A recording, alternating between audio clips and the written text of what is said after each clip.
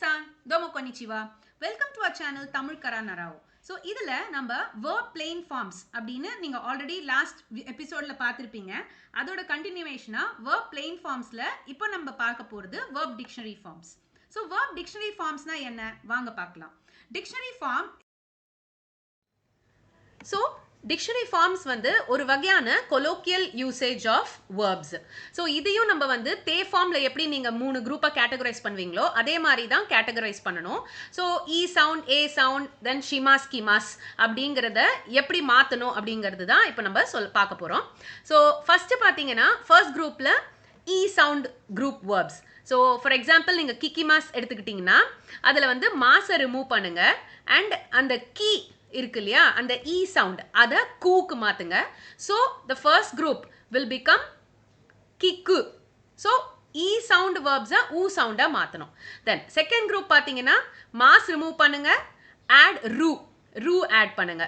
So the a sound group verbs will become for example agemasna ageru.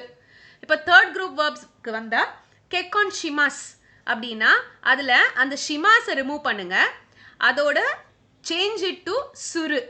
So kekon suru அப்படினு ஆயிடும்.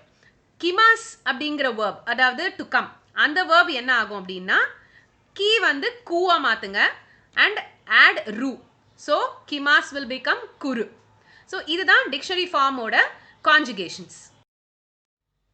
Minasan, so போன ஸ்லைட்ல dictionary forms எப்படி conjugate பண்ணனும்னு பார்த்தோம். இப்போ dictionary forms plain forms ன்னு நம்ம சொல்லிட்டோம்.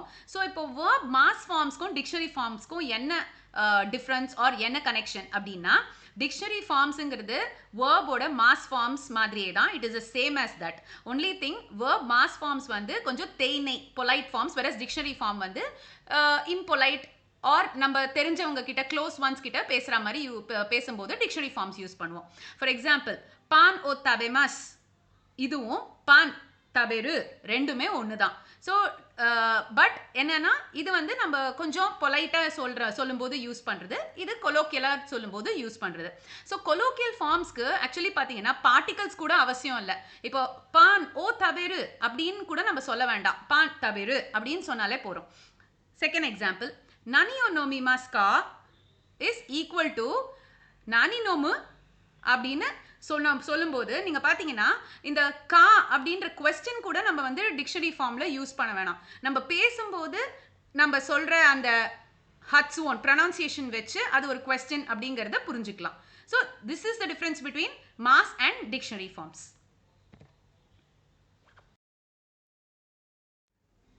ஸோ இப்போ verb dictionary forms உங்களுக்கு நல்லா புரிஞ்சிருக்கும்னு நினைக்கிறேன்.